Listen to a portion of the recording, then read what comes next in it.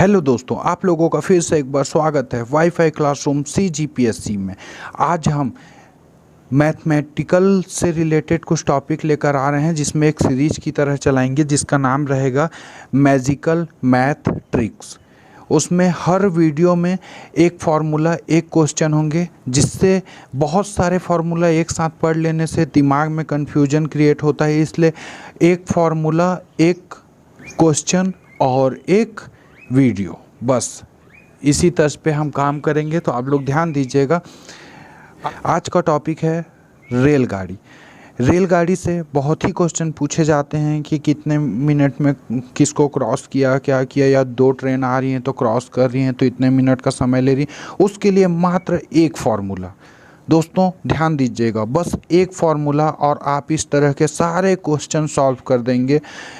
तो देखते हैं हम। तो यहाँ फार्मूला है कोष्टक में a प्लस बी इंटू 18 और यहाँ पे कोष्टक में x plus minus y into 5। तो ध्यान दीजिएगा कि ये जो फार्मूला है यही बस आप लोगों के लिए मोस्ट इम्पॉर्टेंट है। तो हम लोग यहाँ जल्दी से देख लेते हैं।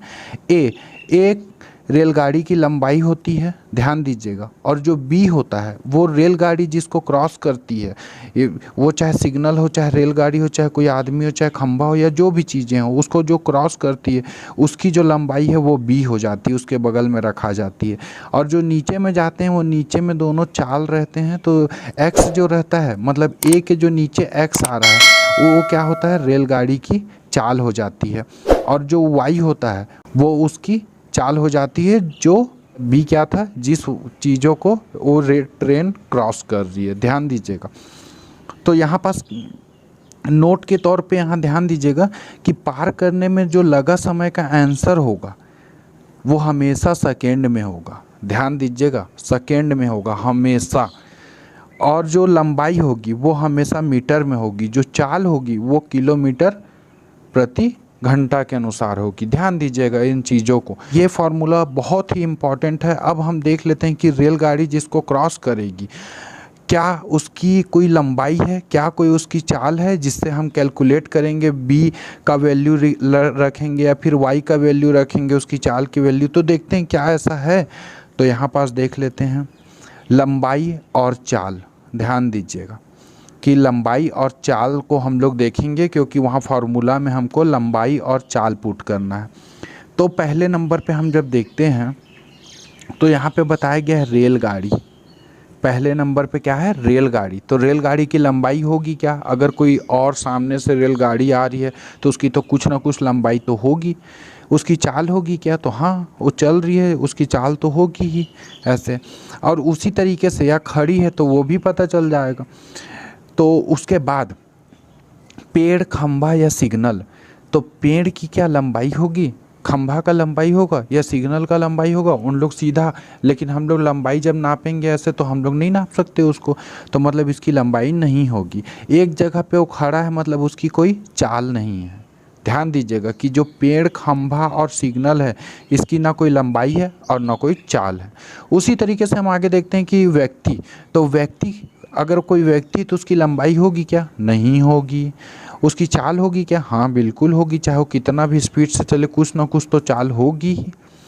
अब यहाँ पुल, प्लेटफॉर्म और गुफा के बारे में हम लोग जान लेते हैं, क्योंकि गुफा टाइप भी पड़ता है जहाँ से रेलवे क्रॉस करके जाता है, या फिर पुल पड़ता है, या फिर प्लेटफॉर्म पड़ती है, तो उससे भी क्वेश्चन पूछे जाते हैं। तो ध्यान दीजिएगा कि उसकी तो लंबाई होती है कि हाँ भाई प्लेटफॉर्म 100 मीटर लंबा है, 200 मीटर लंबा है, ट्रेन इतनी लंबी है, या फिर वो पुल इतना लंबा था, वो गुफा इतनी लंबी है, तो लंबाई तो होगी। चाल नहीं, एक जगह पे स्थिर है तो चाल का तो कोई सवाल ही नहीं उठता। तो ध्यान दीजिएगा कि जब भी हम लोग इस फार्मूला में पुट करेंगे तो ए का वैल्यू जो रेलगाड़ी की लंबाई हो गई, वी का वैल्यू क्या होगा, जिस चीज़ों को क्रॉस करती है। तो क्रॉस में आप लोग को याद रखना है कि पेड़, खंभा, सिग्नल, इसका तो कोई लंबाई ही नहीं होता है और ना चाल होता है। और जो पुल ये सब होते हैं तो उन लोग का चाल नहीं होता। तो यहाँ पास वाई का वैल्यू नहीं रखेंगे, क्योंकि बस लंबाई होगा। तो बी रखेंगे, क्योंकि यहाँ बताया गया रेलगाड़ी जिसका क्रॉस करती है उसकी लंबाई।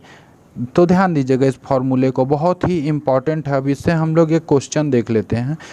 साथ में यहाँ पे मैं नोट बता देना चाहता हूँ कि अगर विपरीत दिशा से कोई आ रहा है, आमने सामने से अगर ट्रेन आ रहा है तो हमेशा क्या करेंगे, उसको प्लस करेंगे।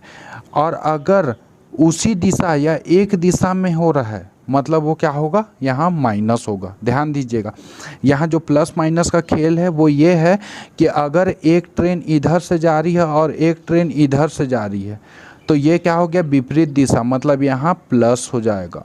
अगर एक ट्रेन इधर से जा रही है वो भी उसी दिशा में है, एक ही दिशा में है, तो यहाँ क्या होगा, तो यहाँ माइनस हो जाएगा। ये सब चीज़ों को ध्यान रखना है हम लोगों को।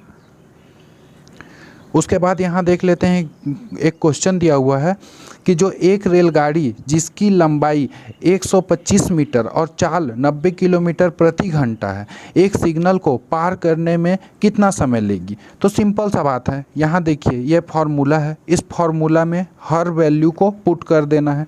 जैसे ए का मान कितना है, रेलगाड़ी की लंबाई, तो यहाँ रेलगाड़ी की लंबाई कितना है, 125 मीटर। ध्यान दीजिएगा।